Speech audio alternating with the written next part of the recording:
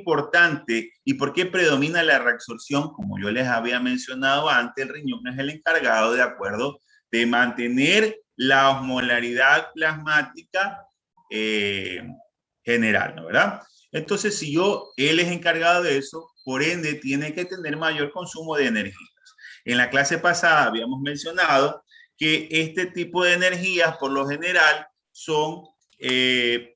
consumen prácticamente un gran porcentaje de la energía total del cuerpo, ¿ya? Y la secreción, que se dan generalmente de forma facilitada o de forma inusitada o de forma pasiva, son especialmente los aminoácidos orgánicos, las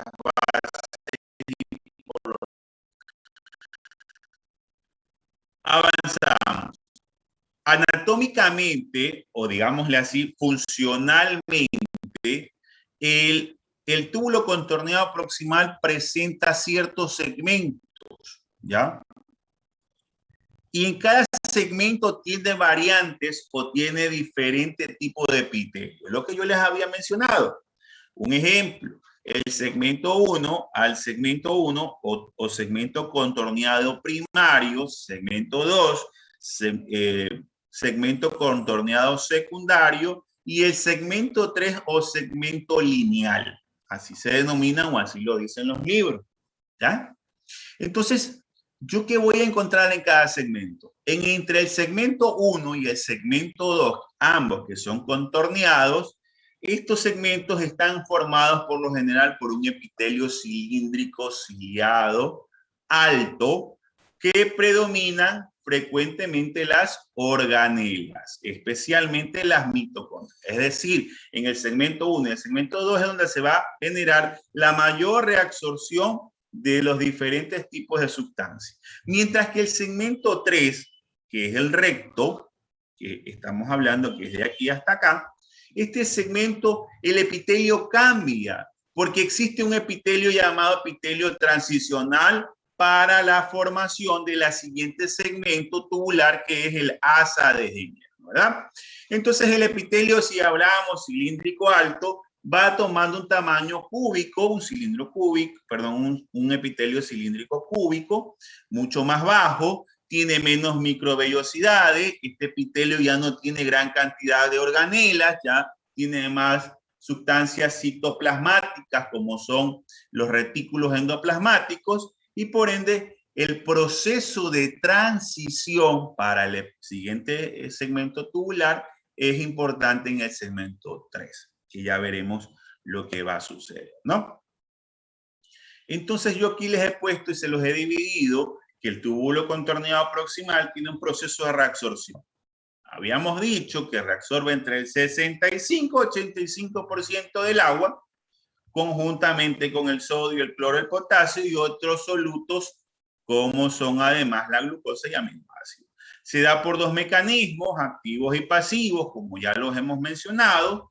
Dice, la reabsorción del sodio y el cloro en el túbulo proximal se lleva a cabo por dos tipos de vías, que ya las veremos, que es la vía transcelular y la vía paracelular. Esta reabsorción de muchas sustancias están mediadas por transportes activos secundarios que son ligados especialmente al sodio, ¿no? El famoso trueque que les mencionaba. Ahora, la reabsorción de agua, por lo general, se da por un gradiente osmótico, un gradiente de un término de uno de menor a mayor concentración, se va a difundir el agua. Ahora sí, vamos entrando en punto. ¿Cuál es el principal mecanismo que yo quiero que ustedes entiendan, que es donde nosotros vamos a trabajar en cuando veamos hipertensión, cuando veamos manejo de los diuréticos, especialmente es el sodio? Entonces yo aquí les he puesto que el mecanismo de reabsorción del sodio muchas veces depende de tres sistemas. El primero, que es el cotransportador, especialmente, ¿ya? Especialmente estamos hablando de este mecanismo de reabsorción. Me refiero a la luz tubular, Todos estos mecanismos cotransportadores se encuentran en la membrana apical o la membrana tubular, ¿ya? en la membrana tubular y son los que me van a facilitar el ingreso de la luz tubular hacia el interior de la célula tubular, ¿verdad? Entonces, estos son los tres mecanismos: por transporte de sodio soluto, como puede ser glucosa aminoácido, o el antiporte sodio hidrogenión, o el transporte impulsada por cloro. Habitualmente predomina muchas veces dos tipos de vías, como les había mencionado. La primera vía, que es la vía transcelular, es decir, a través de la célula, por medio de estos tres mecanismos, a través de las uniones intercalares o por la vía paracelular, como habíamos mencionado, bajo un gradiente de concentración de arrastre, de uno de mayor concentración a uno de menor concentración. Entonces el agua arrastra todo lo que tiene a su paso y se lo va llevando hacia el interior del intersticio, ¿no? Ahora, ¿qué pasa? Y les pregunto, ¿qué pasa si yo tengo en un extremo de la luz tubular? Ya, vuelvo a preguntar, ¿cuál es el valor de sodio intracelular? Eso lo pregunté en la clase pasada.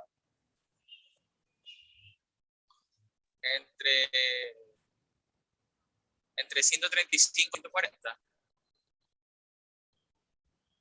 ¿Están de acuerdo? No, eso es fuera de la célula, Es de doctor. 12 miliquevalentes. Sí, intracelular. El sodio es Muy mayor fuera de bien. la célula y el potasio es mayor dentro de la célula. Muy bien, doctor Sánchez.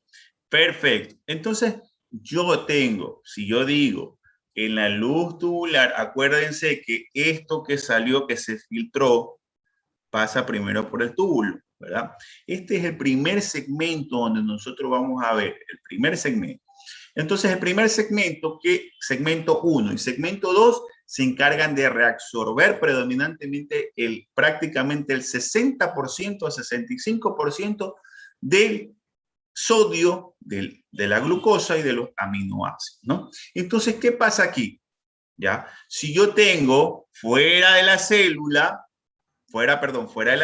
tubular, tengo una concentración de 140 miliequivalentes que filtró el glomérulo, y dentro de la célula, como dijo la doctora Romero, tengo 10 a 12 miliequivalentes. ¿A dónde se va a difundir el sodio? Pregunto. Por el gradiente de concentración.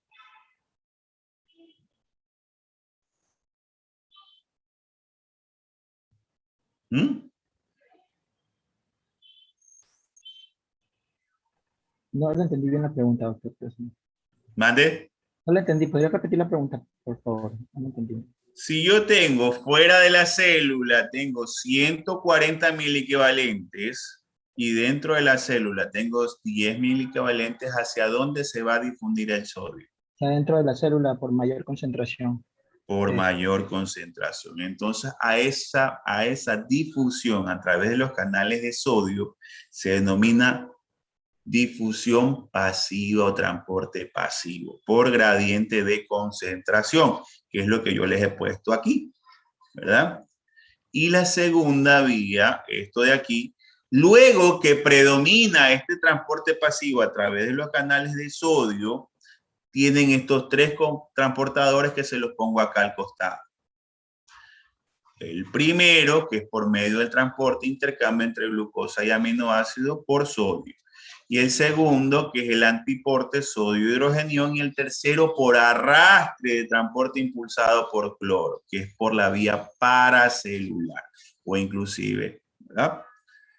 Entendido esa parte, ¿verdad?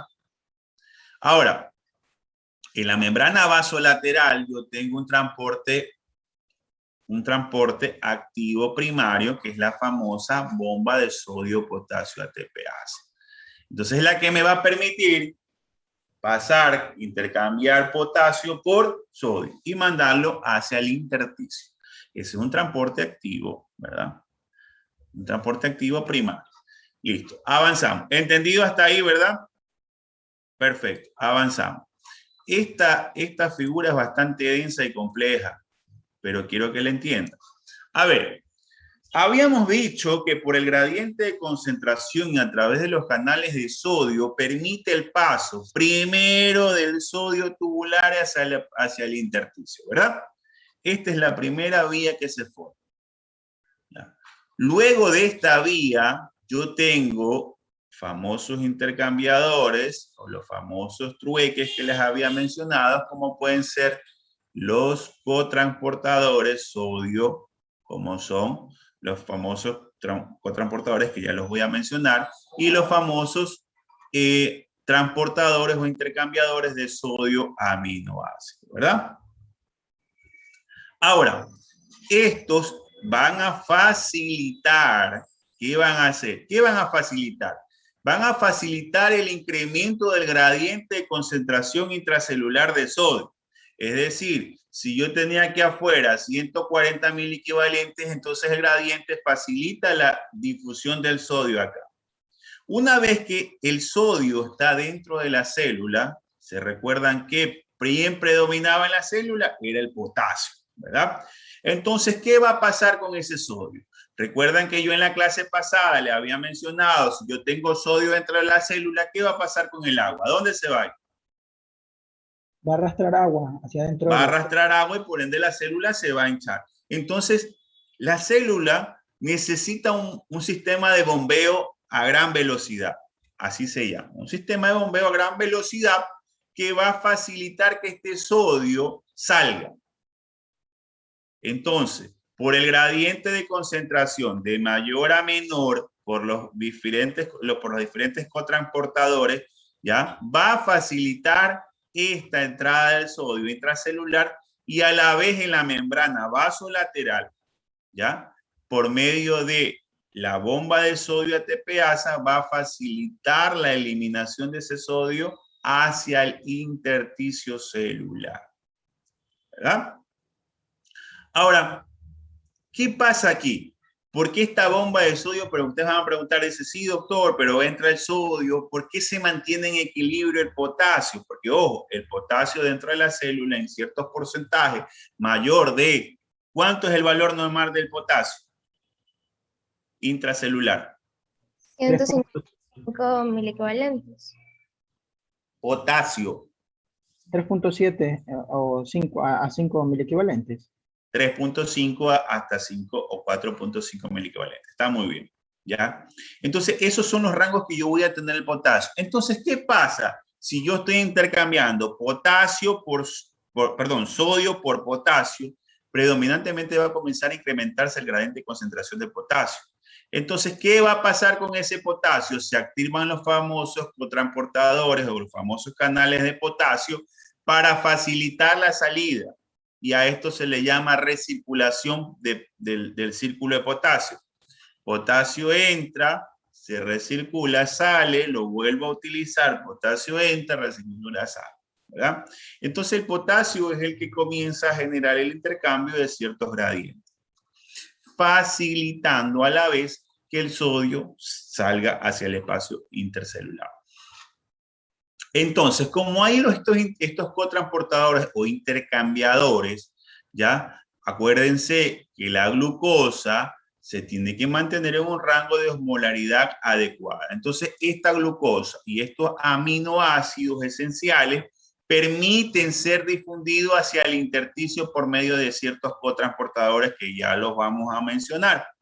Ahora, esta sección quiero que ustedes la entiendan. ¿La entendieron bien? Perfecto. Avanzamos. Entonces, luego tenemos lo que corresponde al agua.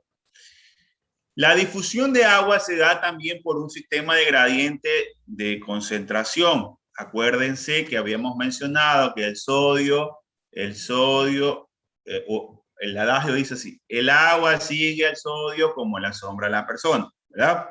Asimismo, por el gradiente, ¿por qué lo sigue el sodio? Por el gradiente de concentración. Entonces, el agua se difunde a través de ciertos canales de agua.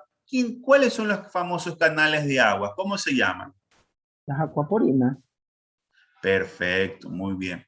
Entonces, esos famosos canales de agua son las llamadas famosas acuaporinas. Esas acuaporinas permiten el libre difusión y la apertura de estos canales a través de estos para que pueda el agua difundir libremente entre la membrana vasolateral y la membrana apical, ¿verdad? se difunda libremente y pase de acuerdo al gradiente de concentración. Otros canales que son también importantes mencionar son los famosos canales de cloro. Ya, estos famosos canales de cloro, ¿por qué intervienen mucho y cuál es la importancia? Porque favorecen ciertos gradientes. Recuérdense que el cloro tiene una valencia negativa. ¿En qué favorece esta valencia? Esta valencia favorece a dos cosas. Favorece a que genera una valencia negativa dentro de la célula y hacia a veces el intersticio, facilitando predominantemente el arrastre de ciertas otras sustancias por la vía paracelular. ¿Ya? Como son el cloro, el potasio y el agua. Entonces, estas valencias positivas y negativas siempre se van a mantener autorreguladas por todos estos sistemas de transporte. Ahora, la primera mitad, como habíamos dicho, o el segmento 1, tiene mucho más reabsorción de glucosa y aminoácidos, pero poco cloro. Mientras que la segunda, es decir, absorbe mucho más cloro y poca glucosa y aminoácidos. Es decir, el segmento 1 predomina la absorción de la absorción de glucosa y aminoácidos menos cloro. En la segunda va cambiando la polaridad, porque acuérdense que habíamos dicho que el segmento 1 y 2 y el segmento 3 es la transición tubular para el asa de Henle, ¿no, verdad? Entonces, en el segmento 2 ya no se absorbe mucho glucosa ni aminoácidos, sino el cloro. ¿Para qué? Para cambiar la valencia, una valencia acá predominantemente negativa y esta de acá predominantemente positiva para facilitar la difusión. ¿De qué? De dos cosas, de sodio y a la vez del agua. ¿Entendido esa parte?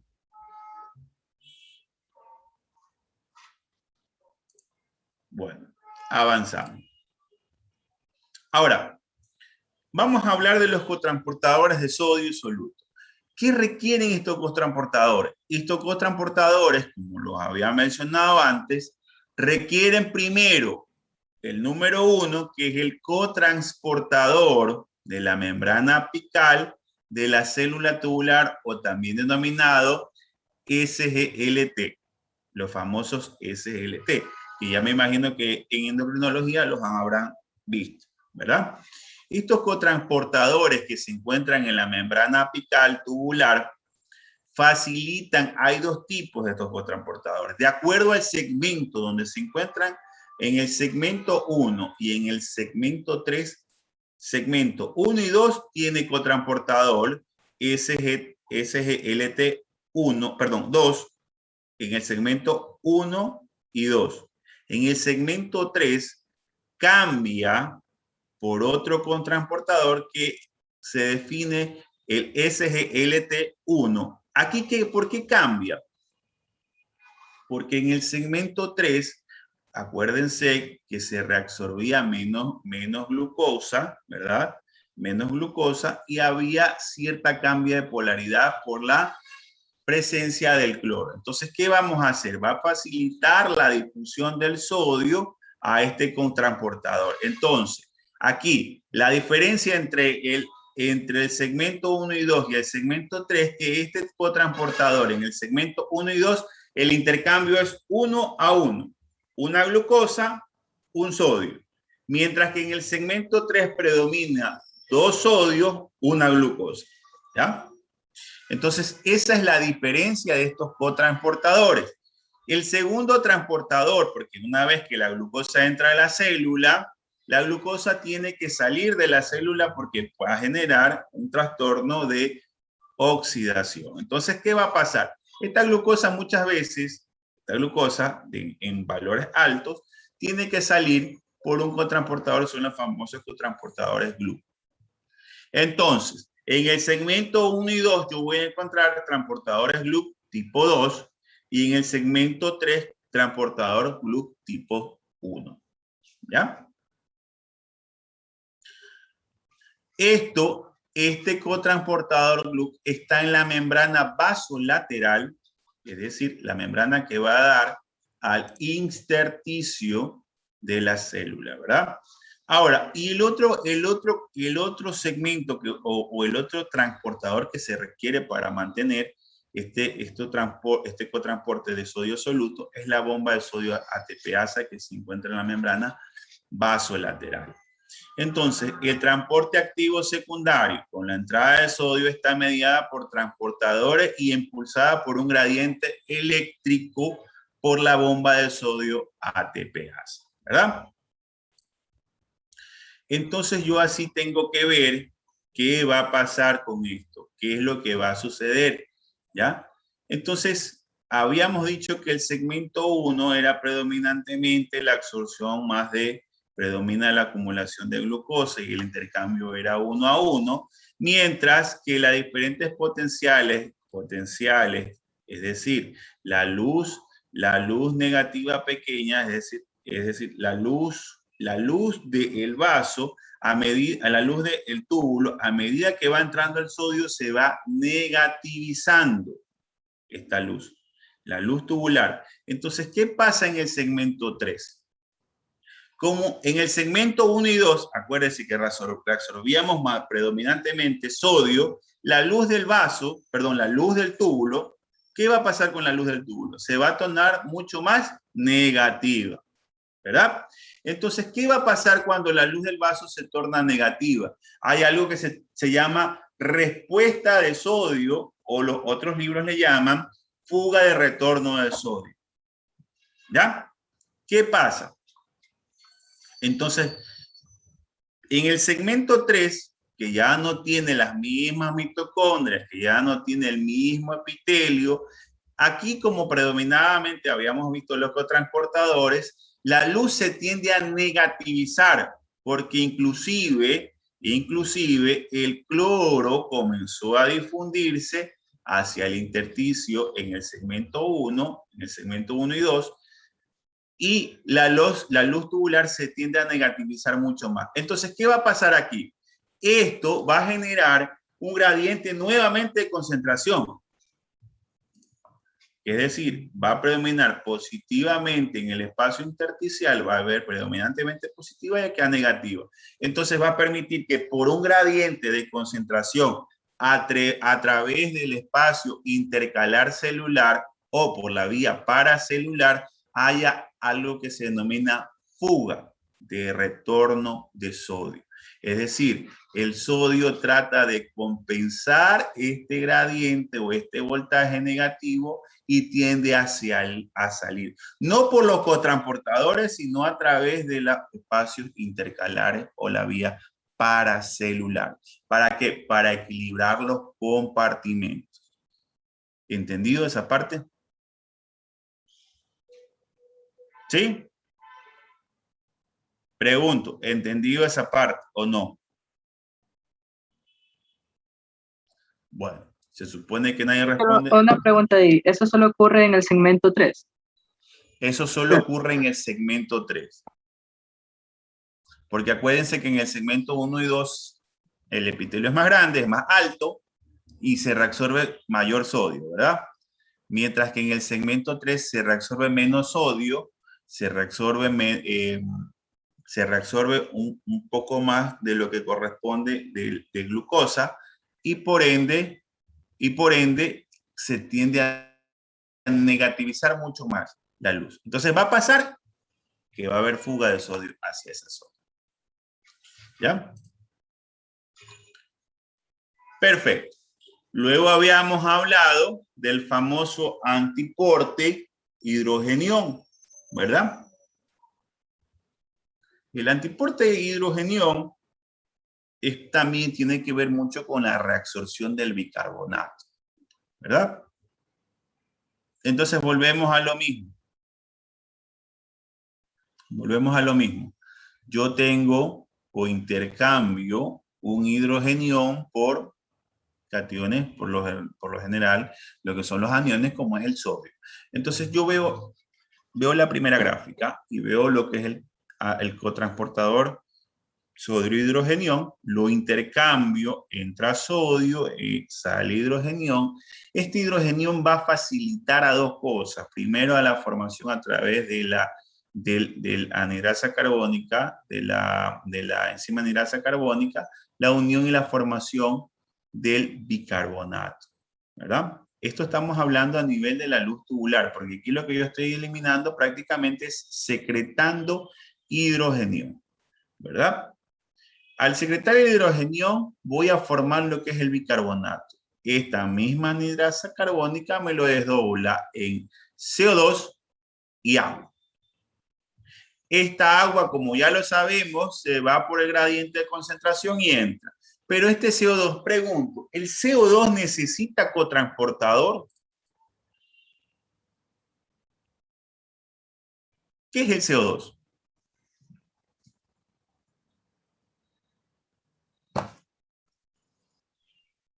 El dióxido de carbono, el producto final de la ¿Qué es el motor. CO2? ¿Es un sólido, un gas, un líquido? ¿Qué es el CO2? Gas, doctor. ¿Es un qué?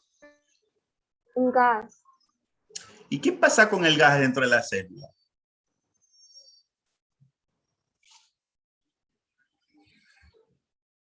Pasa normal sin necesidad de un transportador.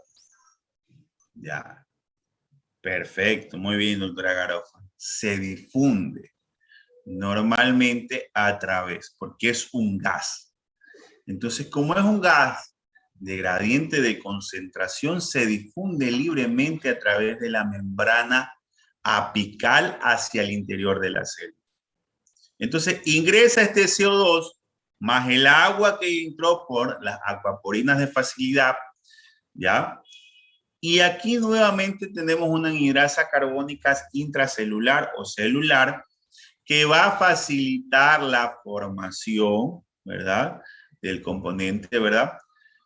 Del componente, del principal componente, a la vez facilitando la desdoblación de dos moléculas principales, como son el bicarbonato de sodio y nuevamente el hidrogenio. ¿Ah? Entonces, ¿por qué no se queda este ácido carbónico? Predominantemente porque el ácido carbónico hasta cierto rango es tóxico y necesita ser desdoblado. Entonces, se desdobla en bicarbonato de sodio e hidrogenio. Bicarbonato de sodio se va a ir a reabsorber hacia el espacio intersticial y el hidrogenión vuelve a salir e intercambiarse nuevamente y vuelve a generarse un nuevo ciclo.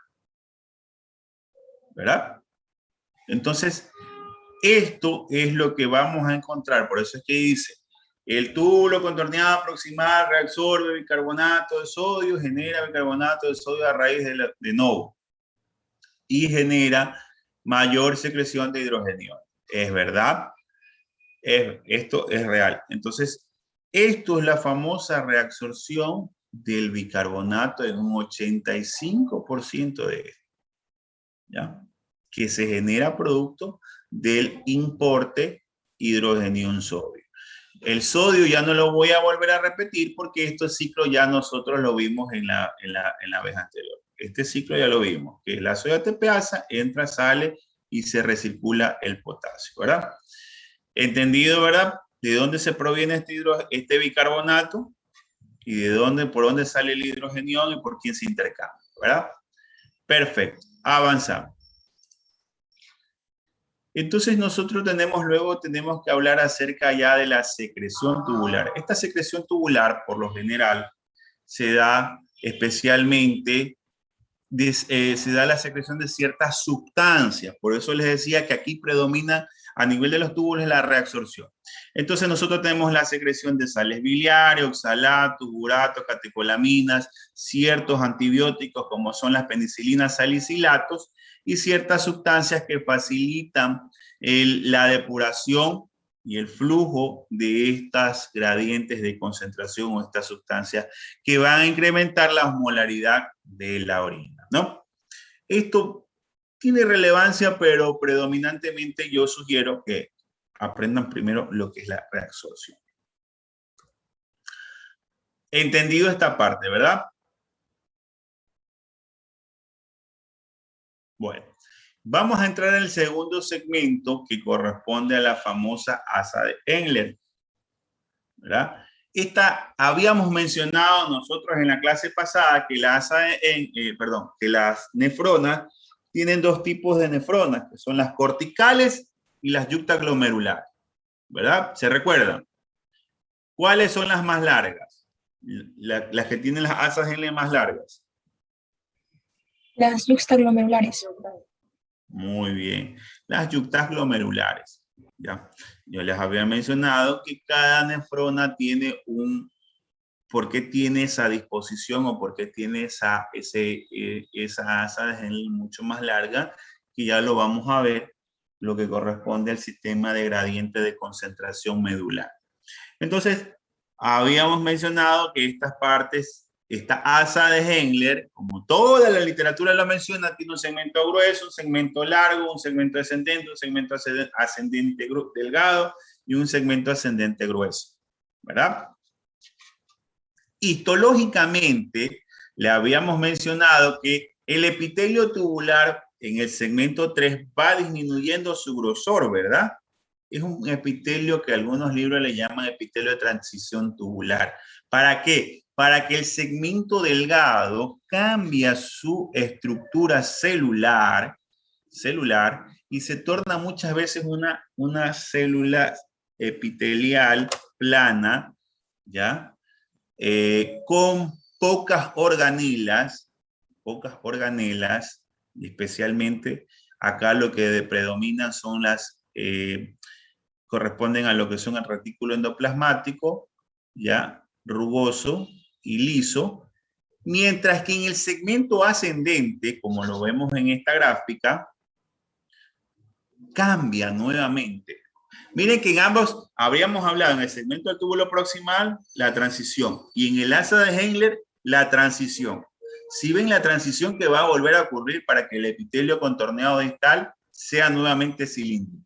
Entonces, en la rama ascendente de Engler cambia el epitelio nuevamente a un epitelio cilíndrico ciliado alto, ¿no? Donde tiene mayor organelas y es donde se va a producir mayormente la reabsorción nuevamente de ciertos electrolitos. Entonces, vamos a hablar. La asa de Engler, la rama descendente delgada, predomina frecuentemente, predomina lo que es la reabsorción de agua y pocos solutos. Es decir, como dicen los libros, es permeable al agua y a ciertos solutos. Mientras que la rama ascendente es lo contrario. Es impermeable al agua y predomina la reabsorción de solutos, especialmente el sodio y el cloro. ¿Ya? Entendido esta parte anatómica e histológica. Ojo, que yo todo lo que hablo lo tomo en el examen. Perfecto, listo, avancemos. Ahora, ¿cuál es la función de esta asa de Engler? Crear, como les he puesto aquí, crear la estabilidad osmolar de la médula renal y que predominan es la reabsorción de estos electrolitos, ¿no es verdad? Del sodio, del cloro y del agua. Mientras que hay segmentos, como los habíamos dicho, segmento descendente, segmento ascendente delgado y segmento ascendente grueso, que es permeable al agua, impermeable al agua, pero permeable a ciertos solutos, ¿verdad? Listo, avanzamos. Ahora, las funciones del asa de Engler es crear un gradiente de concentración osmótico medular, que es lo que vamos a ver en el sistema de gradiente de contracorriente, que ya me imagino que tienen que haberlo leído, ¿no? Ahora, la creación de este gradiente, ¿cuál es la funcionalidad de esto? Es de generar el mecanismo multiplicador de contracorriente. Ahora, la rama descendente reabsorbe entre el 40% del agua filtrada, mientras que la rama ascendente del 30 al 50% del sodio, potasio, calcio, ¿ya? Y bicarbonato que se encuentra en la luz tubular. Ahora, vamos a ir viendo segmento por segmento. Entonces, yo en el segmento descendente delgado, que habíamos dicho que es un epitelio mucho más plano, que es un epitelio que no tiene organelas, que tiene facilidad, que predomina, cuando no hay pocas organelas, predominan muchas veces unos aloproteínas y aloproteínas asociadas con proteiglucanos, ¿no verdad? Como son las acuaporinas o canales de agua, para facilitar la reabsorción de agua. Este tipo de acuaporinas, tipo 1, facilitan netamente la entrada de agua hacia el interior celular, ¿ya? Y a la vez hacia el espacio intersticial. Entonces, así dice en la literatura que el 20% del agua se reabsorbe a nivel de la rama descendente, ¿no verdad? ¿Y qué es lo que va a pasar? ¿Qué va a pasar? ¿Qué va a pasar con la osmolaridad urinaria? Pregunto, ¿cuál es la osmolaridad plasmática? ¿El valor o el rango normal?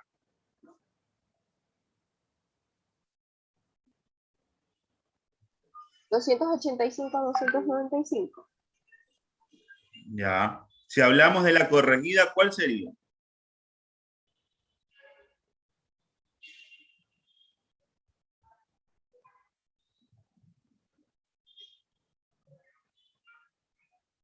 ¿Mm?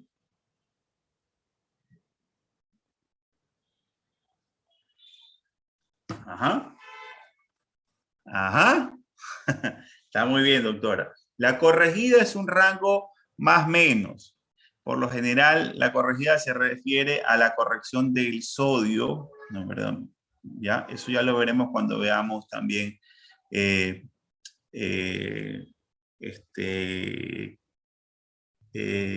me fue. Ácido base. Ahí les voy a explicar todo eso.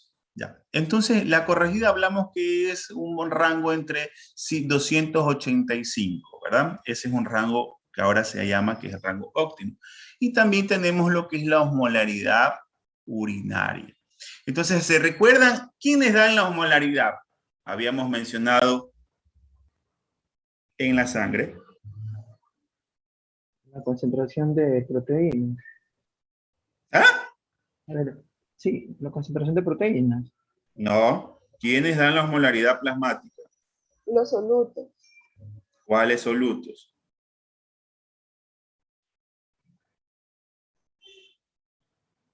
El sodio, la glucosa y la urea. El sodio, la glucosa y la urea. Muy bien. Entonces, no me vengan a decir que las proteínas, ¿ah? Tienen que leer, y eso lo dije en la clase pasada. ¿Ya? Entonces, yo tengo que la osmolaridad plasmática de 285, si yo digo que la molaridad plasmática que encuentro en la luz, en la luz tubular es 285, ¿cuánto creen que la osmolaridad tubular se encuentra en el asa de Henle? Pregunto.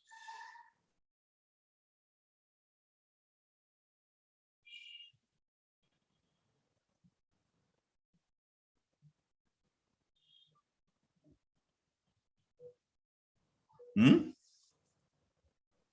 En el asa de Henle creo que aumenta porque está reabsorbiendo agua, pero no solutos. Entonces los solutos están aumentando ahí. Ya. Muy bien tu explicación, pero acuérdate que la explicación es la siguiente. Como se reabsorbieron en el túbulo contorneado proximal, se reabsorbieron la mayor cantidad de solutos, porque la osmolaridad al pasar al túbulo contorneado proximal es aproximadamente, predomina sobre entre 300 la osmolaridad. Ese es el rango.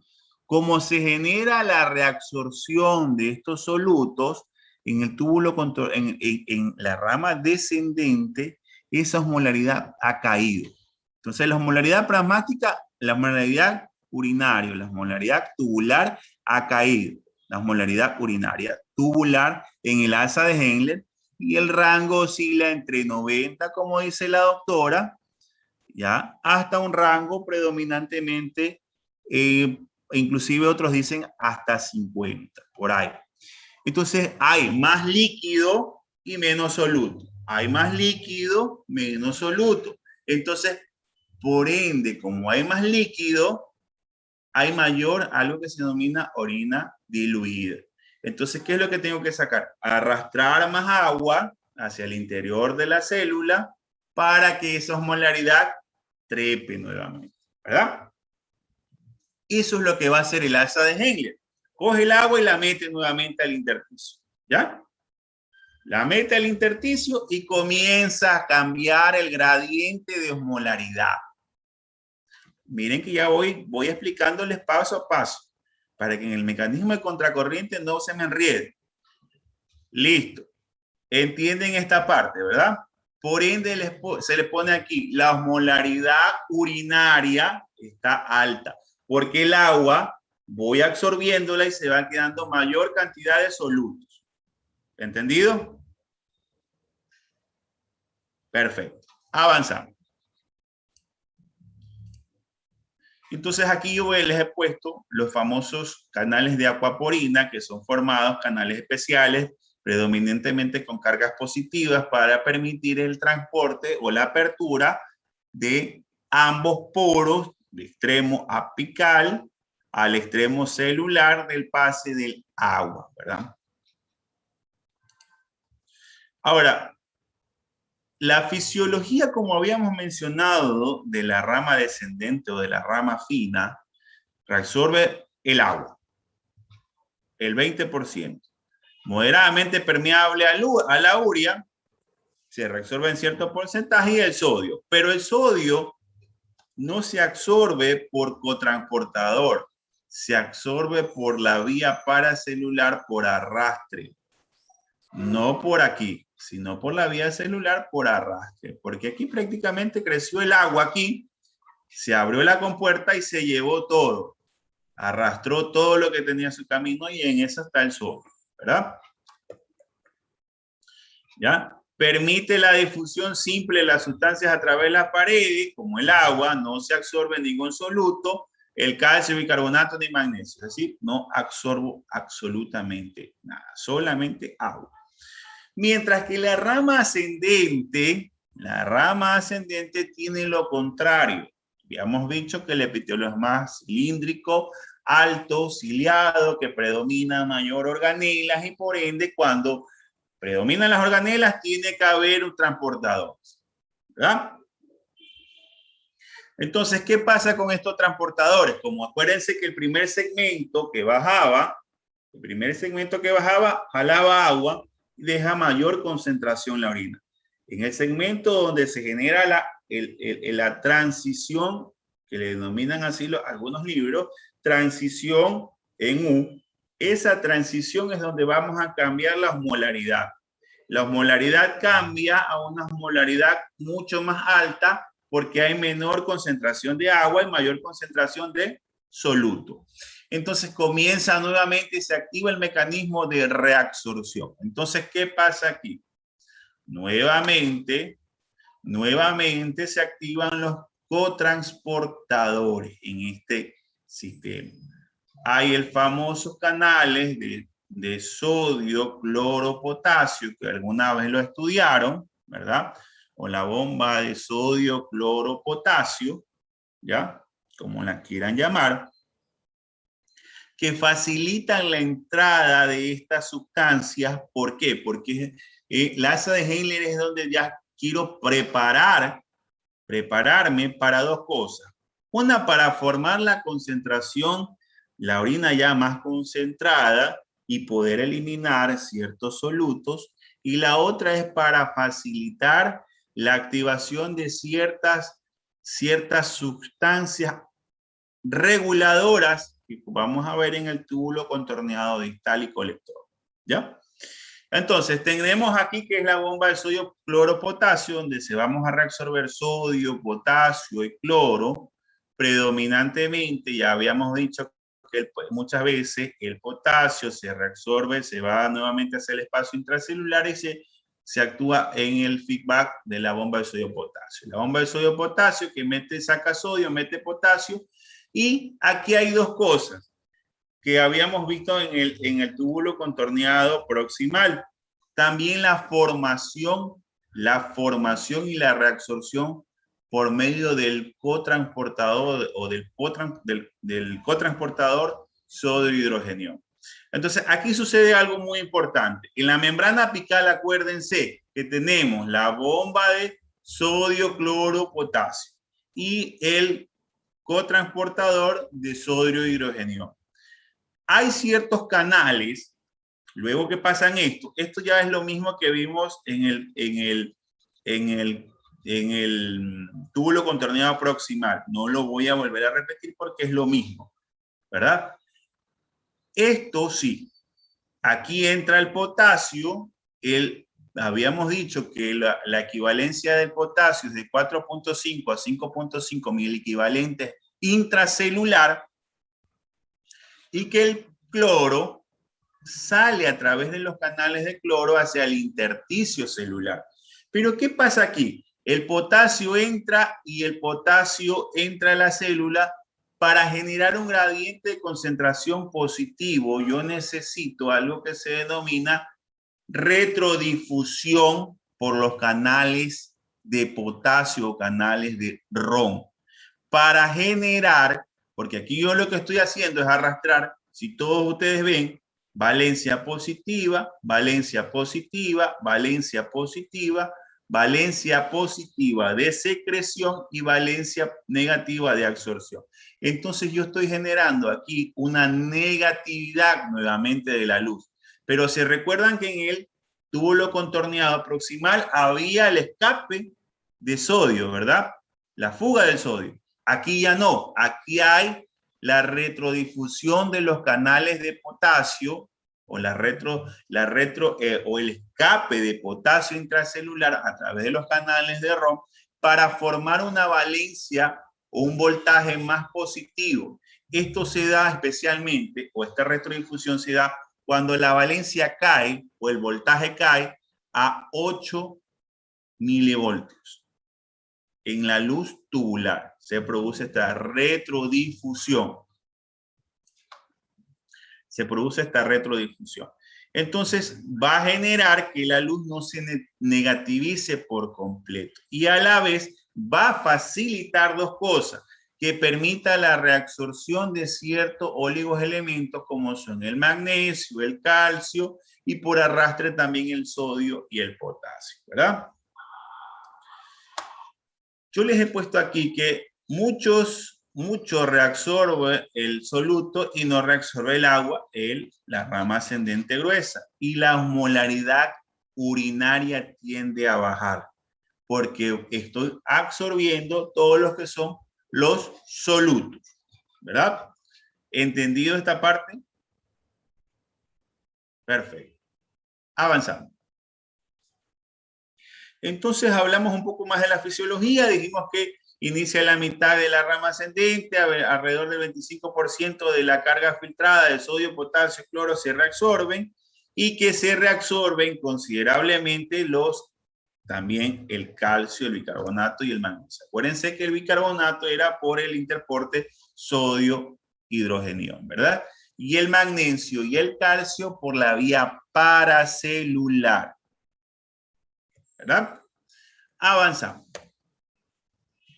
Ahora, los movimientos de solutos, habíamos dicho que el movimiento del sodio a través de la membrana está mediada por un contraportador que ya lo habíamos mencionado, ¿verdad? Y que la reabsorción paracelular significativa de los cationes de sodio, calcio y magnesio. ¿Por qué creen que se genera este proceso de difusión paracelular del magnesio, del calcio, del sodio y del potasio? Porque netamente al generarse un cambio en la luz de la negatividad genera una difusión de un gradiente de mayor, de un gradiente de menor por voltaje, estamos hablando, cambia la estructura de la membrana paracelular, generando que la membrana apical genere la apertura de los espacios intercalares celulares del segmento grueso y permita la efusión o ingreso de estos tres tipos, esto más que todo del calcio y del magnesio, hacia el interior del intersticio.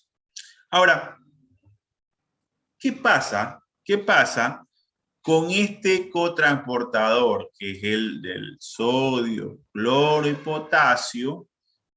¿Qué pasa? Este cotransportador puede ser bloqueado por ciertas sustancias, especialmente como son las furosemidas, los diuréticos de asa, como son el ácido ateclínico o la bumetanida. ¿Ya? Razonemos, pregunto, ¿qué pasa si se bloquean ese cotransportador? ¿Qué pasaría? Pregunto.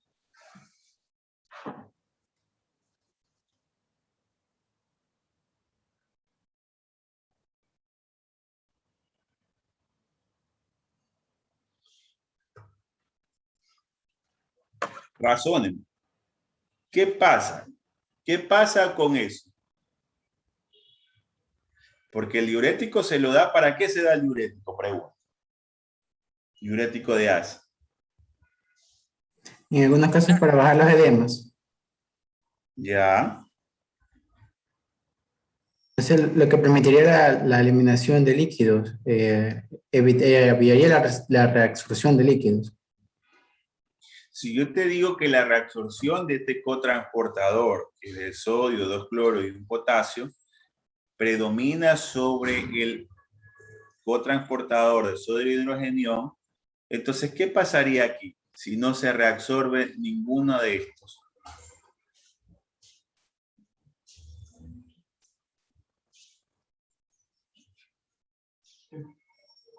¿Qué pasaría? El agua no se retendría, se eliminaría. Perfecto. Si yo digo que el transportador de sodio en la asa de Henner gruesa es de 70, digámoslo así, 80 y algo, no me recuerdo bien. De 80 sobre 20, que es el cotransportador de hidrogenio, 80-20, y yo bloqueo ese cotransportador, el sodio ni el potasio no va a poder entrar. Y por ende el gradiente de concentración no va a favorecer la reabsorción de agua. Entonces, si yo lo bloqueo ahí, quiere decir que no voy a permitir la difusión o la activación del sistema antes mencionado, como se lo explica acá arriba, el cambio de la luz de voltaje para que facilite la entrada o la difusión de ciertas sustancias y a la vez del agua. Entonces, eso es lo que hace el diurético, en este caso, de asa. Bloquea ese cotransportador, evitando la reabsorción y por ende facilitando la eliminación de una diuresis o manteniendo una osmolaridad alta de la orina. Entonces, si yo tengo una osmolaridad alta, porque acuérdense que habíamos dicho que el asa de Henle descendente baja la osmolaridad, pero a medida que se va generando la curvatura tiende a incrementar porque quedan mayor solutos. Entonces, si yo tengo una osmolaridad, vuelvo a lo mismo. Ah, caray. Si yo tengo una osmolaridad en la luz del túbulo de 1200 y la osmolaridad intersticial me dice que la osmolaridad intersticial es de 285, hablando de la corregida, ¿dónde se va a ir el agua o dónde se va a mantener el agua?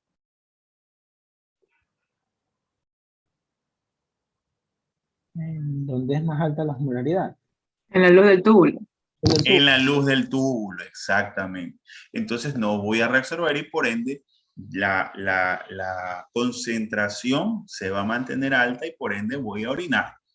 El agua se va a mantener dentro de la luz del túbulo y genera lo que es incremento de la diuresis.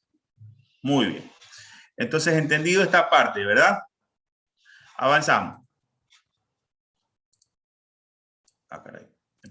Ahí está. Entonces, tenemos que hablar ahora sí del último segmento, que es el túbulo distal.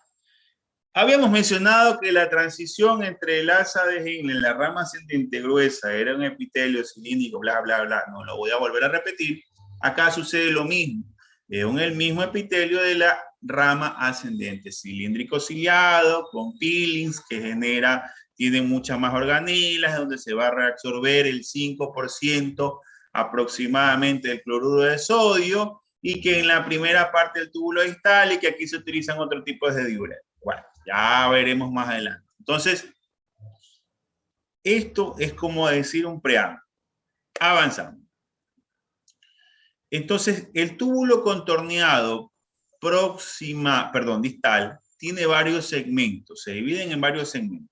Segmento inicial, segmento de curvatura o inicio del túbulo colector, ya que tienen las mismas características. Segmento inicial y el segmento terminal o inicio ya del túbulo colector tienen las mismas características histológicas y funcionales. ¿Ya? Entonces, avanzamos. Vamos a hablar primero de la porción inicial. ¿Ya? La porción inicial es que continúa después de la rama ascendente de Henle, tiene el mismo epitelio y por ende va a tener casi las mismas características funcionales.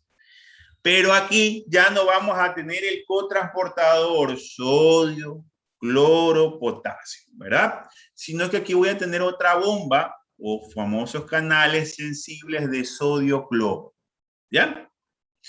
Que va a ser impermeable al agua. Es verdad, no se reabsorbe el agua porque tiene la misma característica del anterior, de su predecesor, ¿ya? Y que también favorece la reabsorción de magnesio, calcio, sodio y potasio, ¿ya? Ya veremos más adelante que esto es importante porque, dos cosas, porque cuando existe disminución de la de la PTH, la hormona paratiroide, genera la reabsorción de grandes cantidades de calcio por el DFT, inclusive cuando también veamos enfermedad renal crónica, lo que es el sistema de paratormona y el manejo de la paratormona, ¿no? Entonces, yo lo que quiero que entiendan ahora son los cotransportadores. La bomba, aquí encontramos una bomba sodio-cloro que permite la entrada de cloro y de sodio, ¿ya? No es impermeable al agua, la osmolaridad sigue baja. ¿Por qué? Porque sigo reabsorbiendo solutos y por ende sigo reabsorbiendo solutos, la osmolaridad la orina tiende a más diluirse, predomina el agua sobre los solutos, ¿verdad? Entonces, a este segmento, o segmento primario, o segmento inicial, como lo he puesto ahí, se denomina segmento diluyente, es decir, que diluye o que predomina más el agua sobre los solutos, ¿verdad? ¿Entendido esta parte de aquí? Perfecto, avanzamos. Entonces, ya cuando yo entro a lo que se llama túbulo distal o porción final, más el inicio del túbulo colector, estos tienen la misma característica, epitelio cilíndrico ciliado, alto con peelings, pero tiene dos diferenciaciones celulares, que ya las tienen que haber escuchado, ¿ya? Que son las células principales y las células intercalares, ¿verdad? Las células principales, como les he puesto ahí, se reabsorben sodio y agua y se secreta potasio. Y estas células son sensibles a dos tipos de hormonas. La hormona antidiurética, que facilita la reabsorción de agua, y la aldosterona, que sensibiliza los canales de sodio en la membrana apical y sensibiliza la bomba de sodio-potasio ATPase en la membrana vasolateral. ¿Ya? Y las células intercalares, que son de dos tipos, las tipo A y las tipo B, que desempeñan un papel importantísimo en la regulación del mecanismo ácido-base. ¿Por qué? Porque, como su nombre lo indican, las tipo A reabsorben bicarbonato y potasio y eliminan hidrogenio. Y son las famosas que algunos autores mencionan, las famosas células de la acidosis metabólica, células intercalares A. Mientras que las B, le dicen otros autores, que son las células. Sí, se va a activar una lección, chicos, en un minuto, ¿ya? No sé si se les activó. Pregunto. No, se activa cuando sean las 6:30 y sale para hacer. Bueno, vayan entrando al Moodle porque se va a activar una lección a las 6:30, ¿ya? Vamos a hacer una pausa. Tienen 6 minutos para contestar 5 preguntas que les he puesto. Creo que un minuto adicional. Bueno, habíamos dicho, estábamos hablando acerca de las células intercalares, las tipo A, que yo les mencionaba, que son las famosas, algunos autores lo mencionan, que son las famosas células de la acidosis metabólica, células compensadoras de la acidosis metabólica, y las tipo B, que en cambio son las células intercalares tipo B o famosas denominadas células de la alcalosis metabólica compensada, ¿no? Que aquí les he puesto, las A reabsorben bicarbonato, las B secretan bicarbonato y potasio y reabsorben hidrógeno. Bueno, avanzamos. Entonces, ¿cuál es el objetivo de la célula principal? Habíamos dicho que la célula principal, como les había puesto aquí, reabsorben sodio y agua y secretan potasio, ¿verdad? Y que son sensibles a ciertas hormonas. Entonces, yo tengo la luz tubular, ¿verdad? Tengo el canal principal de sodio, tengo el canal de potasio y tengo el canal de cloro y el canal de potasio, ¿verdad? Estos canales son sensibles a ciertas hormonas. Acá la membrana vasolateral no vamos a entrar en detalle porque ya es lo mismo, ¿verdad? Entonces, ¿qué pasa? ¿Qué pasa con este segmento, estas células? Reabsorben sodio, son sensibles a ciertas estimulaciones hormonales, como son la aldosterona, que va a facilitar a dos cosas. Primero, estimula estimula la bomba de sodio ATPasa, sensibilizando la fosforilización del ATP. Y la segunda, que sensibiliza a los canales de sodio sensibles, a la entrada y la facilidad del ingreso del sodio al espacio intracelular. Entonces, esto lo hace la aldosterona. ¿Cuándo lo hace? Cuando ya vamos a hablar del sistema renina-angiotensina-aldosterona, especialmente cuando hay la caída de una presión, cuando hay la caída de líquido, ya va a facilitar la entrada o la reabsorción de sodio. Y otra hormona que es la hormona antidiurética, que esta en cambio va a sensibilizar, que es una hormona especial que se segrega a nivel del hipotálamo, que va a ir a facilitar o sensibilizar las aquaporinas tipo 2,3 para la reabsorción del agua hacia el espacio intersticial. Existen ciertas patologías como son la diabetes insípida y el síndrome de Siam, ¿ya? O síndrome de la hormona antidiurética, que van a generar complicaciones y por ende no van a facilitar la reabsorción del agua o inclusive Si hay mayor producción de esta hormona antidiurética, va a facilitar mayormente la reabsorción de agua. Si hay menor, bloquea la sensibilidad de las aguaporinas y por ende no hay reabsorción. Y ahí lo que es la famosa diabetes insípida, donde el paciente prácticamente comienza a generar mayor cantidad de diuresis, ¿no? Estos canales, como les vuelvo a repetir, en las células principales son la sensibilidad que le van a dar a diferentes tipos de transportadores y canales, ¿no? ¿Entendido esta parte? Avanzamos. Luego tenemos lo que son las células intercalares. Tenemos las tipo A y las tipo B. Las tipo A, como les había mencionado, que son las famosas tipo A, que son las compensadoras de las acidosis metabólicas. Es decir, que las tipo A van a facilitar la formación de bicarbonato mediante la secreción de hidrogeniones, mediante la secreción de hidrogeniones. Acuérdense, ¿qué pasa cuando hay una acidosis? Les pregunto.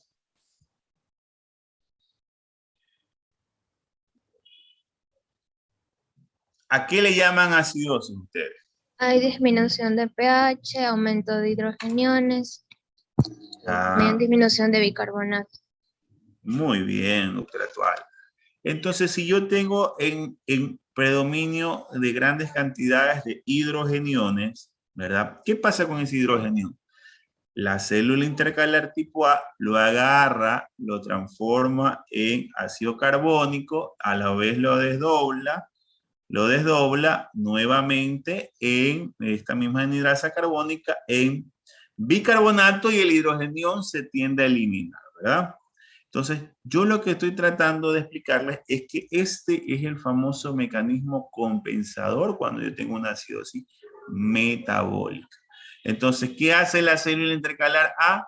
Elimina el hidrogenión por medio de la luz tubular, ¿verdad? Y genera bicarbonato hacia el interior de la célula, ¿verdad? ¿Cómo se da? Cuando yo tengo una acidosis metabólica, yo les hablé, ¿cuáles son los tres mecanismos compensadores?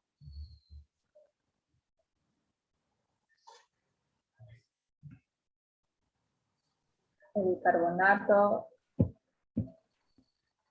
La hiperventilación. Amortiguadores. Era el renal, el respiratorio y el bicarbonato. Sí, pero lo dijiste al revés. Es primero el bicarbonato en segundos que actúa, el respiratorio en cuestión de horas que genera la eliminación del CO2 y el renal que es el último sistema de compensación de una acidosis metabólica. Entonces, ¿qué pasa aquí? Vuelvo a lo mismo. Si cae el primer compensador, que es el buffer tisular, cae el segundo mecanismo compensador, incrementa el CO2.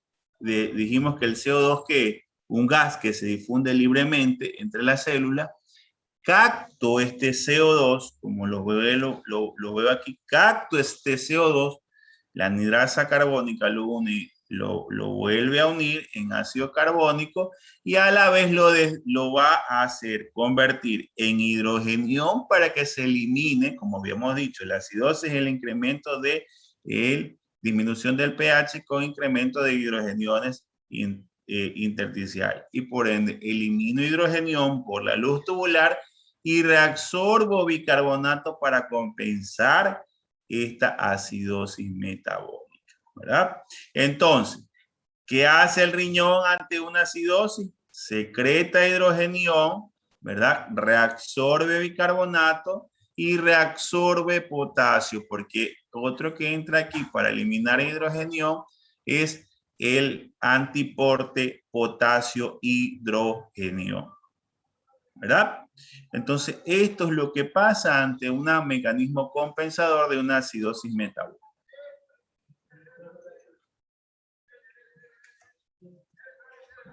¿Ya? ¿Está entendido, chicos? Quiero que entiendan esto porque yo no lo vuelvo a repetir cuando veamos acidosis metabólica. Entendido, ¿verdad? Avanzamos. ¿Qué pasa? ¿Qué pasa cuando yo tengo una alcalosis metabólica? Aquí es lo contrario. Si en la acidosis elimino hidrogenión, en la alcalosis capto hidrogenión. Nuevamente vuelvo a lo mismo. ¿A qué se llama acidosis metabólica? Aumenta el pH, disminuye la presión de dióxido de carbono y disminuye también el bicarbonato. Muy bien.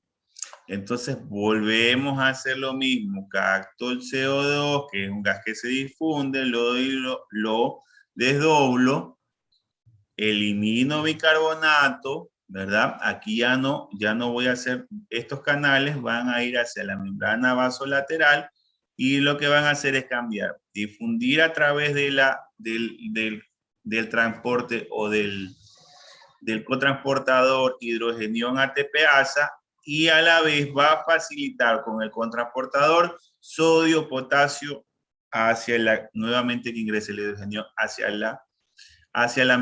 el intersticio. Entonces, en la acidosis metabólica, ¿yo qué hago? Perdón, en la alcalosis metabólica, ¿qué hago? Elimino bicarbonato, secretan potasio y a la vez reabsorben hidrogenión. ¿Verdad? ¿Verdad? Es lo contrario que la alcalosis.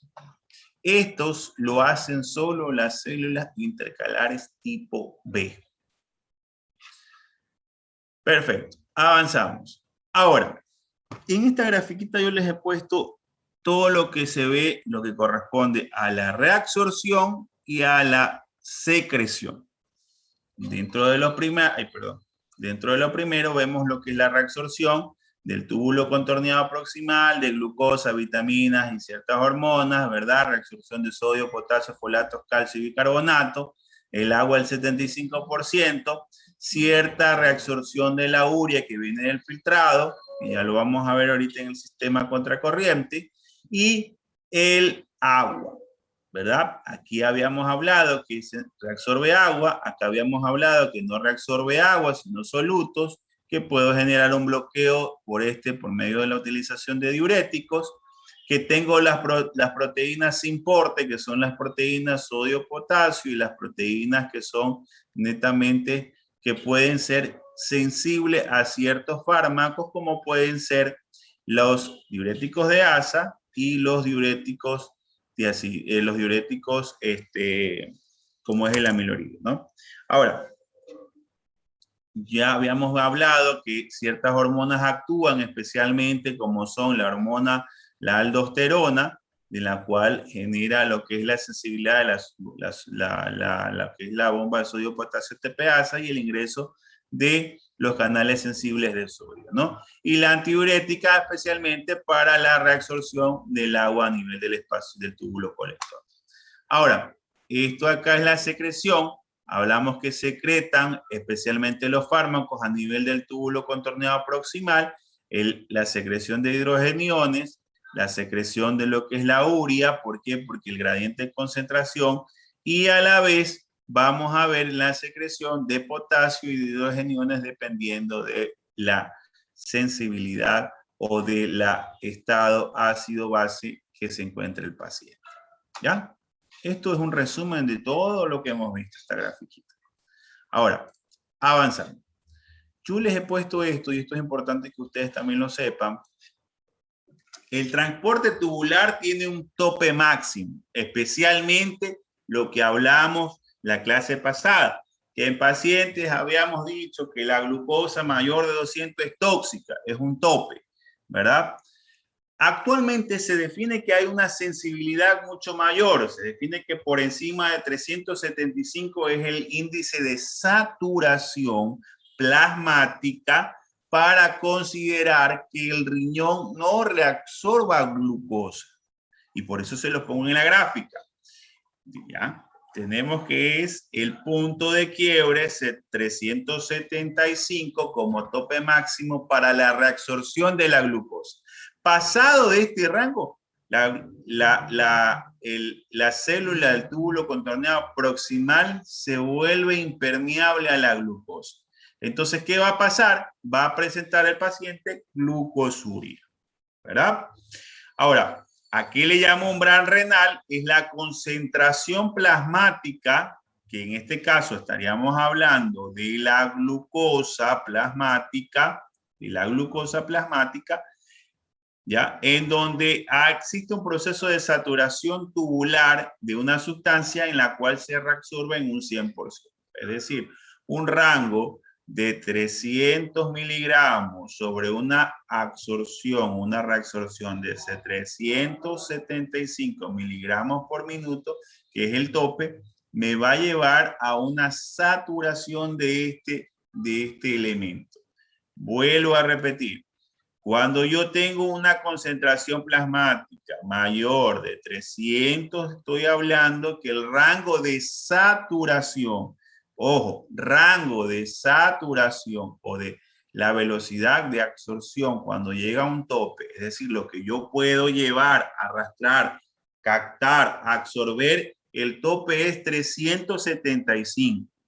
Es lo que el túbulo contorneado proximal puede reabsorber. Esa es la velocidad. Si pasa por encima de ese rango de reabsorción, es decir, yo tengo más glucosa, yo no puedo reabsorber más de eso. Entonces el paciente no se reabsorbe porque ese es el 100% que estoy reabsorbiendo, 375. Voy a eliminar glucosa por la orina. Se vuelve impermeabilizar el túbulo contorneado proximal y por ende el paciente tiene glucosuria. Entonces vamos a tener que en la glucosa, la glucosa va a haber en el filtrado. Y por ende el paciente va a tener poliuria, polidixia, polifagia. Entendido esta parte, ¿verdad? Pregunto, ¿entendido esta parte? Bueno, avanzamos. Luego de esto, yo tengo que saber quiénes me regulan el sodio y el agua y otras hormonas renales, o cuando yo tengo que haber reabsorción de sodio, cuando incrementa la reabsorción de agua. Habíamos dicho que la reabsorción de sodio y cloro es la principal soluto en el espacio del líquido extracelular, ¿ya? Que las concentraciones de sodio en el espacio intracelular generan ciertos cambios que van a estar regulados especialmente por un sistema, que era el famoso sistema renina-angiotensina-aldosterona, ¿verdad? Esto ya lo habíamos dicho la clase pasada. Entonces, que el sistema renina-angiotensina-aldosterona es uno de los principales que se mantienen para esta regulación del sodio y el agua, y que van a depender de ciertos estímulos, como cuál tenemos aquí. El aumento de presión que activa el sistema renina-angiotensina-aldosterona disminuye y por ende disminuye la aldosterona y por ende si hay disminución de la aldosterona, quiere decir que yo no voy a reabsorber ni sodio, ¿no? Ni sensibilizo la bomba de sodio-potasio TPasa, ni sensibilizo el canal de sodio, ¿verdad?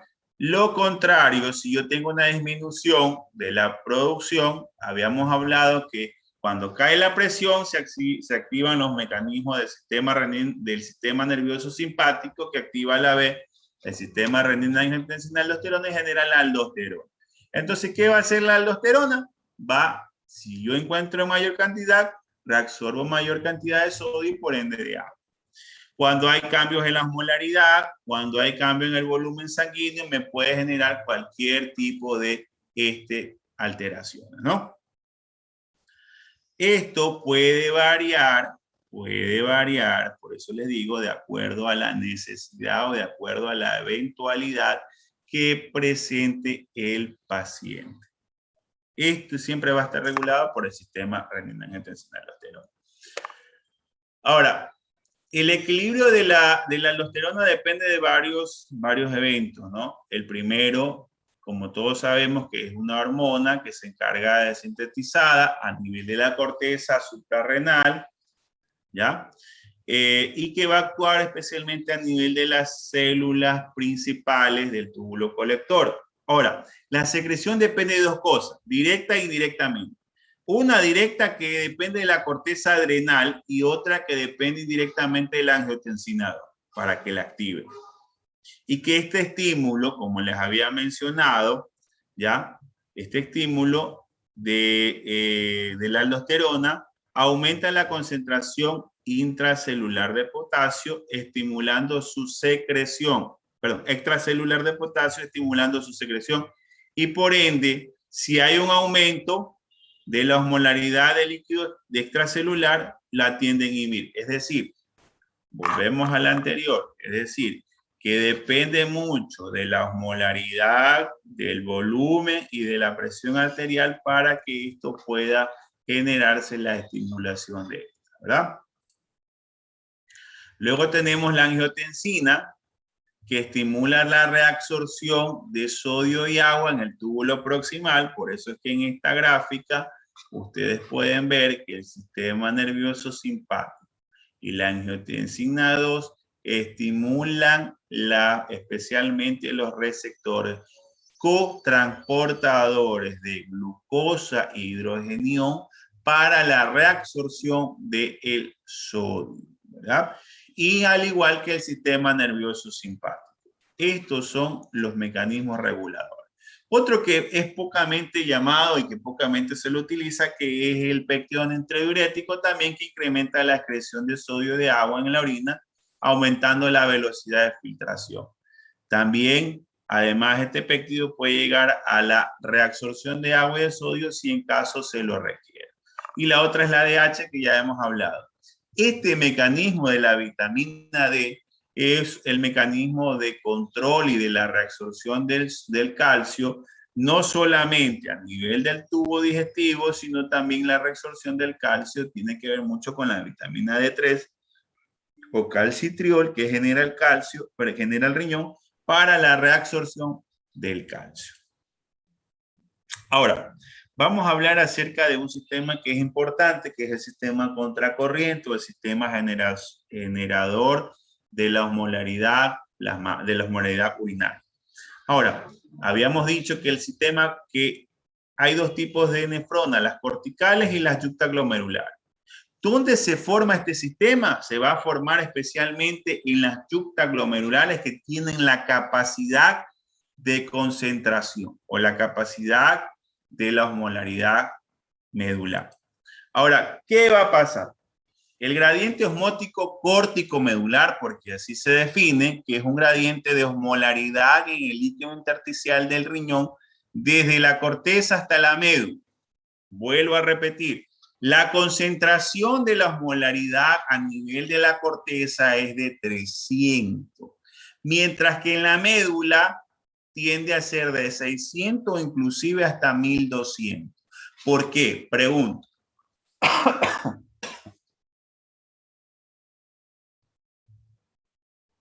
¿Por qué la osmolaridad a nivel de la médula es mayor y por qué a nivel de la corteza es menor?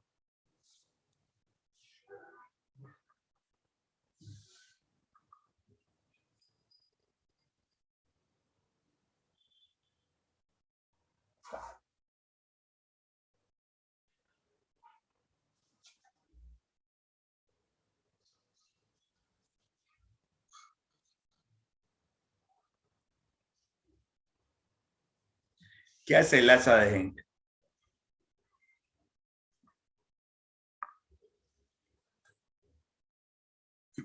¿Qué hace el asa de Henkel? La rama delgada. Reabsorbe más agua. Y por ende, ¿qué va a pasar con la osmolaridad? Va a aumentar. Aumenta.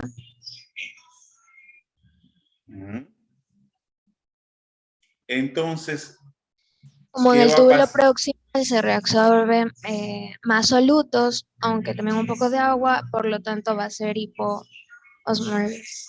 Entonces, estamos hablando la osmolaridad, escúchenme, no se confunda, estoy hablando de la osmolaridad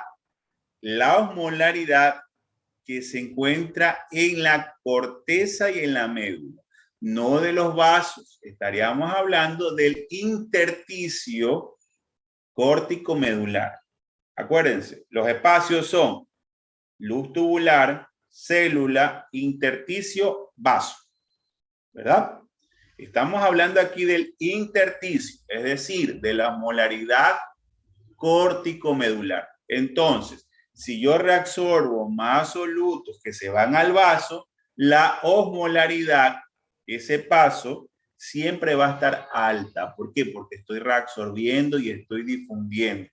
Entonces, lo mismo contrario que voy a hacer en la osmolaridad cortical, porque estoy reabsorbiendo más predominantemente, pero acá estoy reabsorbiendo y deshidratando prácticamente. Entonces, quiero que esto lo voy a explicar en lo que se llama mecanismo único.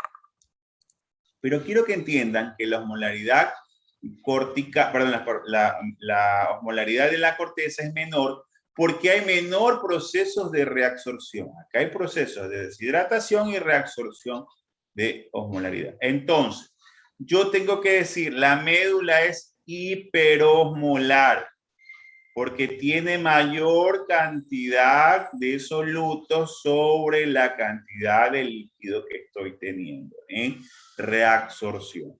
Ahora, vamos a avanzar a la siguiente. Entonces yo tengo que el gradiente osmótico córtico-medular depende de dos sistemas para que sea hiperosmolar, es decir, para que tenga mayor concentración de soluto.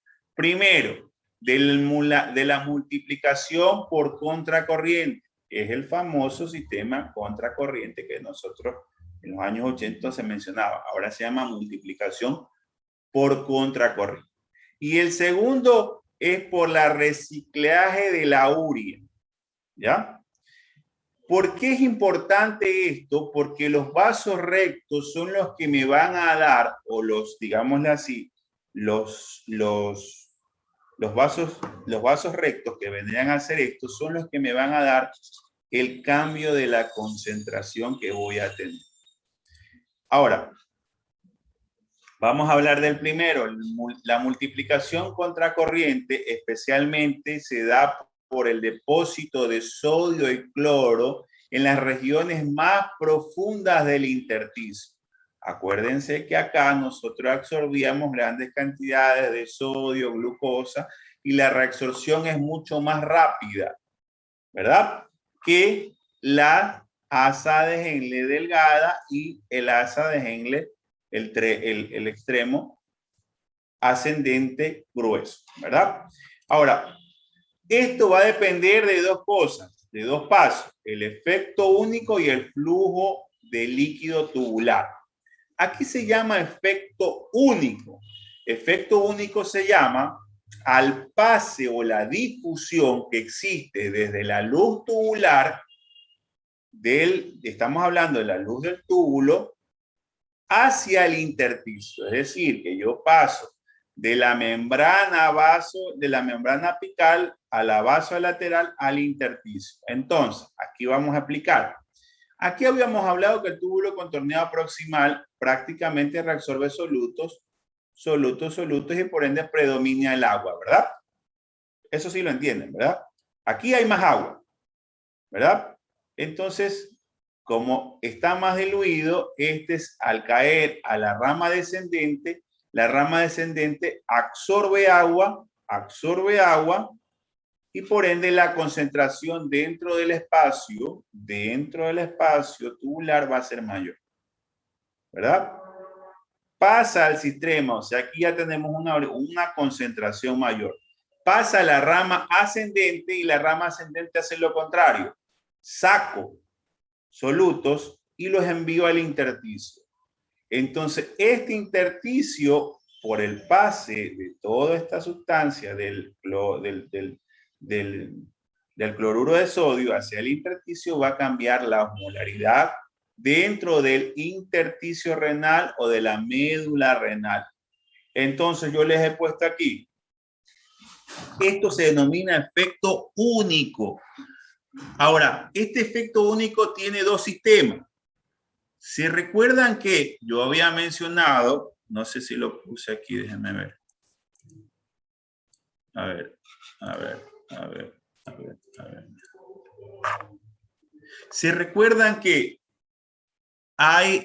cuando ustedes leyeron fisiología, hay el mecanismo del sistema de contracorriente o sistema de insaturación.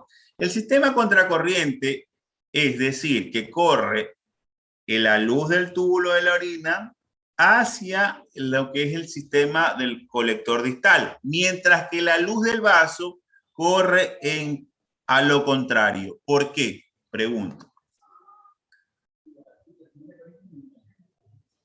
¿Por qué creen que corre a lo contrario?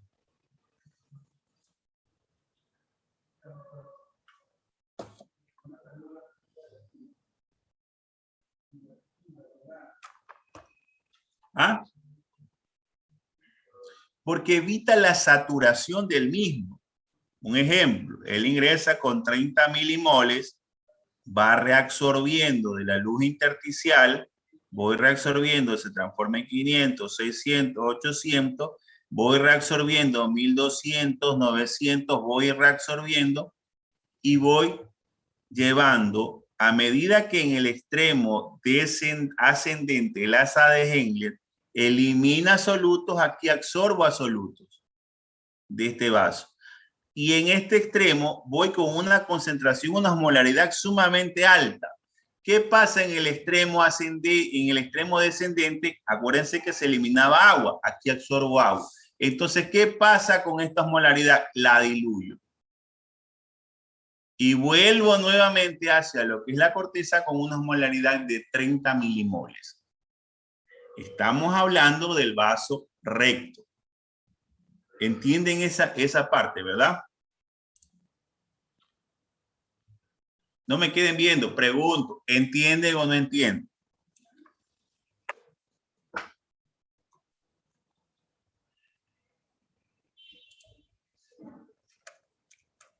Vuelvo acá.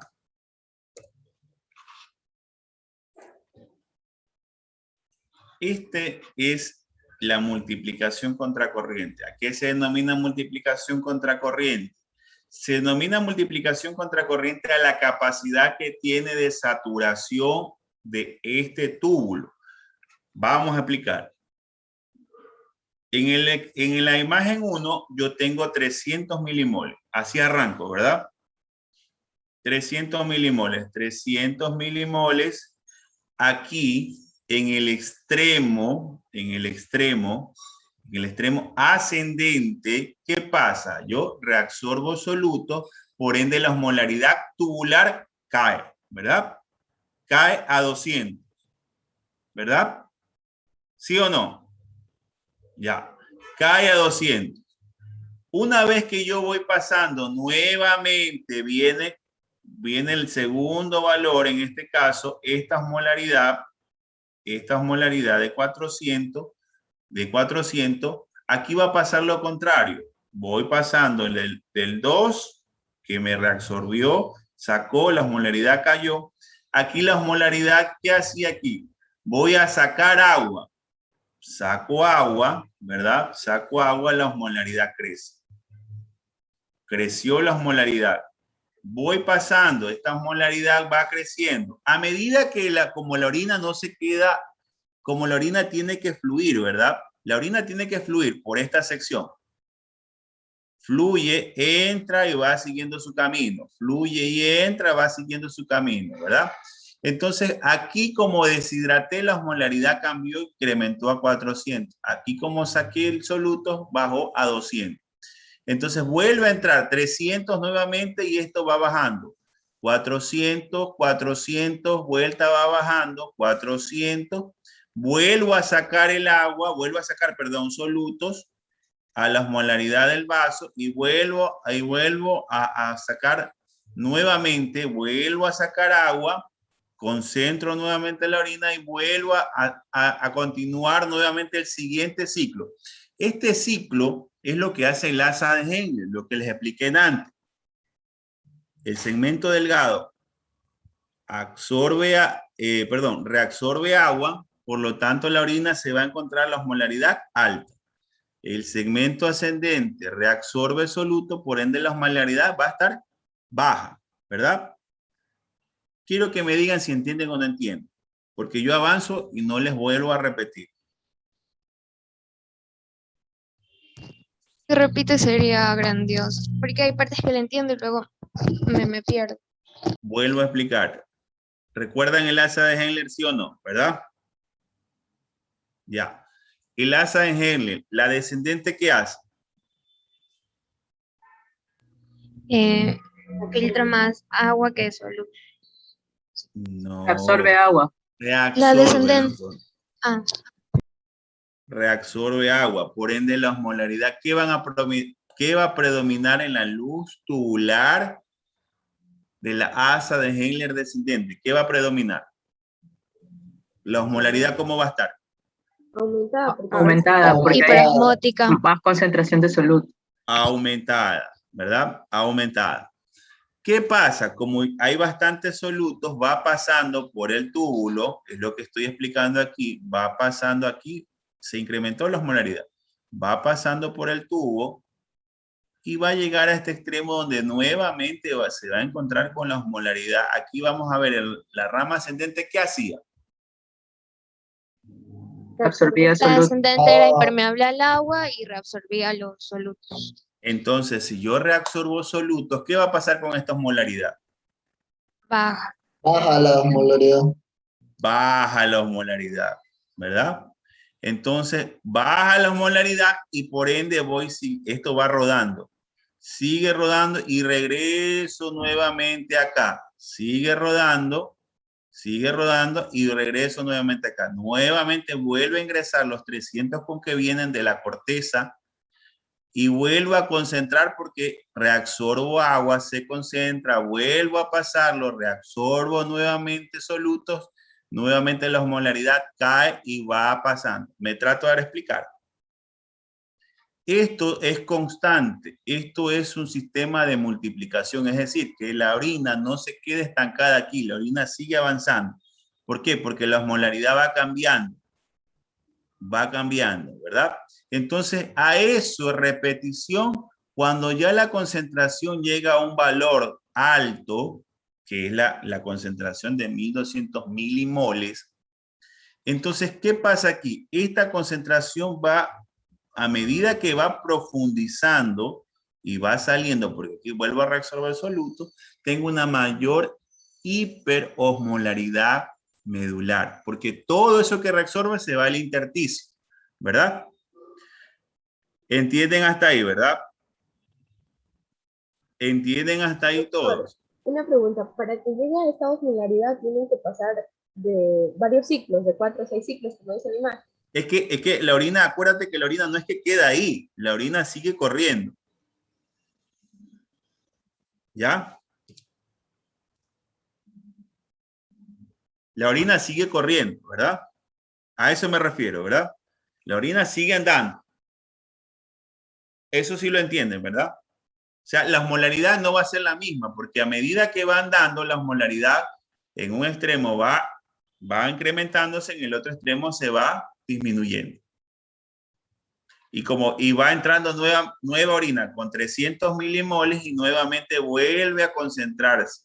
Entonces, esta concentración va incrementándose en el intersticio. Si yo aquí tenía 400, acá 350, 500, llega un punto en que a mayor profundidad del asa de Henle voy a tener mayor osmolaridad. ¿Me trato de explicar?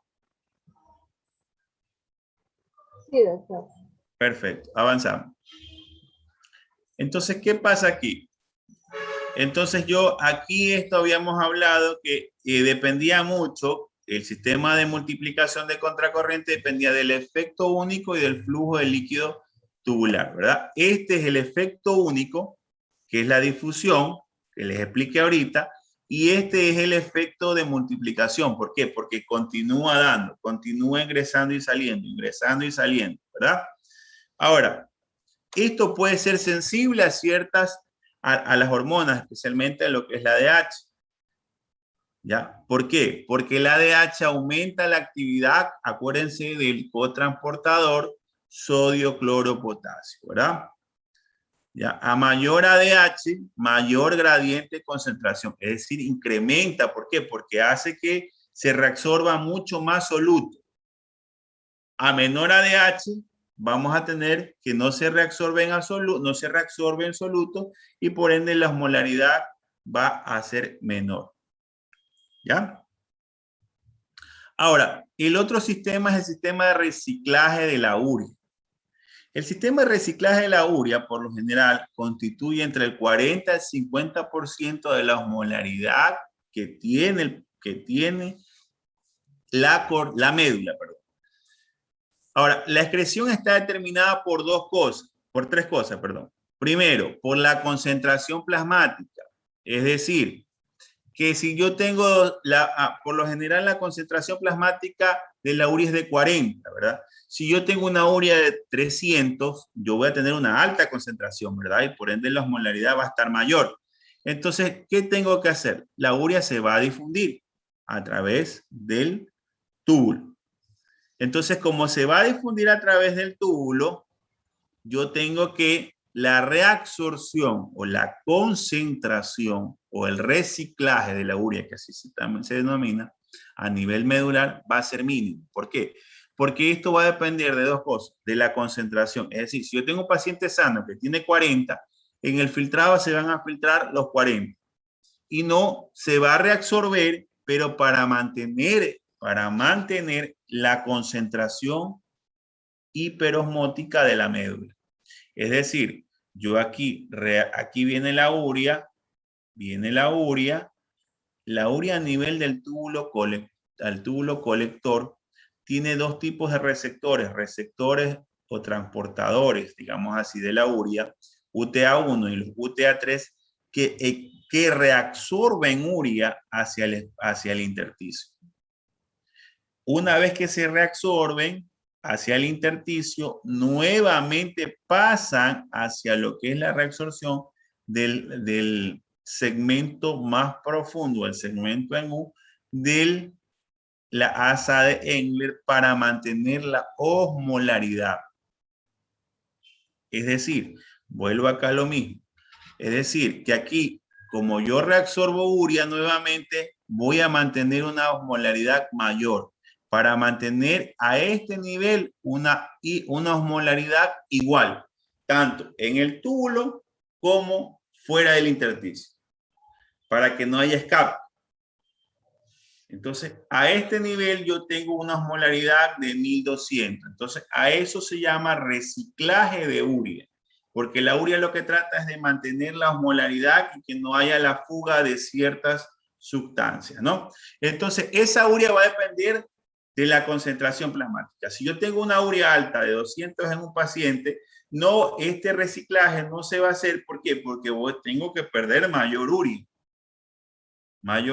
Y por ende, si no se reabsorbe por completo, voy a eliminar mayor urea y la concentración osmótica dentro del espacio medular, que en este caso sería aquí, dentro del espacio medular, va a generar mayor concentración y mayor reabsorción. Es decir, si yo tengo aquí 300, perdón, y acá tengo 60, se va a difundir hacia acá. Y por ende va a incrementar la osmolaridad. ¿Ya? Eso es lo que pasa en los pacientes renales. Por eso es que si yo tengo una concentración, una osmolaridad, digámosle así, de aquí, de 300, digámosle aquí, de 1200, y acá, de 200, ¿a dónde se va a ir el agua? Se va a ir al intersticio, ¿verdad? ¿Sí entienden esa parte? Se va a ir al intersticio. Entonces, ¿qué va a pasar con este paciente?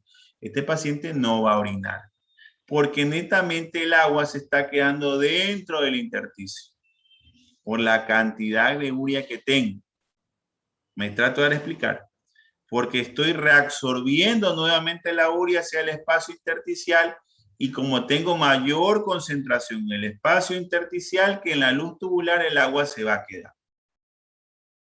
Y por ende el paciente va a presentar oligoanuria, va a presentar trastornos de la micción, va a presentar, por lo general en la falla renal aguda, que el paciente no orina, porque va a generar una reabsorción de ciertos niveles que van a mantener la osmolaridad de una manera activa, de una manera igual.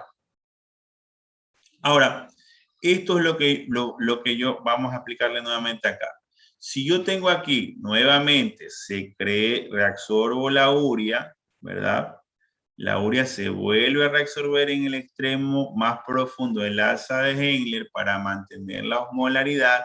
Voy a mantener que prácticamente yo estoy, si yo tengo del 100% de la urea que va bajando, ya vuelvo a reabsorber aquí, reabsorbo una cantidad, voy bajando, a medida que voy descendiendo la concentración voy incrementando de la urea, porque la urea lo que va viendo aquí como no se reabsorbe, voy incrementando. Si aquí en el primer segmento tengo 7, por la deshidratación sube a 15, por la reabsorción de agua.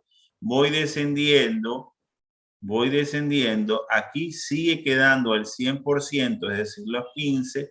A medida que voy pasando, como no tengo reabsorción de la urea, va incrementando la osmolaridad. Entonces, para mantener esta osmolaridad, vuelvo a reciclar la urea y la vuelvo a meter al espacio intersticial para mantener. Porque acuérdense que aquí en el espacio intersticial, el sodio, el cloro, que están aquí en el espacio y que dan la osmolaridad, se van hacia lo que son los vasos sanguíneos y se reabsorben a la sangre y esa osmolaridad tiende a caer. Entonces, para yo mantener la osmolaridad, tengo que mantener algo que sea constante, un reciclaje. Saco, vuelvo a meter, saco, vuelvo a meter, para mantener la osmolaridad en este espacio. ¿Ya? Vamos a ver acá con mucha más claridad. Es decir, si yo tengo aquí, sale el agua, se reabsorbe el agua, sale el sodio, el cloro, el sodio y cloro se reabsorben en el vaso y va llevándose todo. Entonces, ¿quién me va a mantener la osmolaridad en este sitio? Es la urea. Porque yo estoy haciendo un círculo vicioso, un reciclaje, que vuelvo a sacar la urea, la mantengo aquí, se reabsorbe y vuelvo a ingresar nuevamente. Y este círculo se repite para mantener la osmolaridad, ya que este sodio y esta agua que estaba en el intersticio se lo lleva el vaso, no así a la urea. ¿Me trato de explicar? ¿Ya? Entonces, esa es la funcionalidad que van a ejercer los vasos rectos. Eso es lo que van a hacer los vasos rectos. Los vasos rectos lo que van a hacer es llevarse todo lo que estaba. El sodio, el cloro del intersticio se lo llevan y pasan hacia arriba con la osmolaridad y el agua que va absorbiendo paulatinamente. ¿Me entendieron esta parte? Si no lo leyeron, no van a entender, porque tienen que leerla paulatinamente. ¿Ya? Entonces, ¿qué pasa aquí? Los vasos rectos son los que se encargan del intercambio de todo este sistema. O sea, de llevarse todo lo que está mantenido. Por eso es que ustedes ven que aquí entra la orina, entra la orina no concentrada, aquí se concentra, acá vuelve a salir el soluto, sale la osmolaridad mucho más baja, y aquí en cambio el vaso se va arrastrando lo contrario. Aquí arrastro todo lo que es el soluto y acá arrastro todo lo que es el agua. Entonces, esto es el famoso sistema de contracorriente que cuando veamos diálisis van a ver por quién va a ser suplantado. Entonces, la función es evitar que el agua absorbida baje la osmolaridad medular y mantener la osmolaridad medular. O sea, el objetivo es mantener la osmolaridad medular. ¿Quién lo hace? El reciclaje de la urea. Lo hace la urea. Porque como el sodio y el cloro se va nuevamente en el vaso, la urea es la que mantiene en este espacio, en la médula interna, mantiene la osmolaridad. ¿Ya? Y bueno, eso sería por ahora todo de mi parte. Tienen que leer las cosas porque si no las leen no van a entender. Y no vamos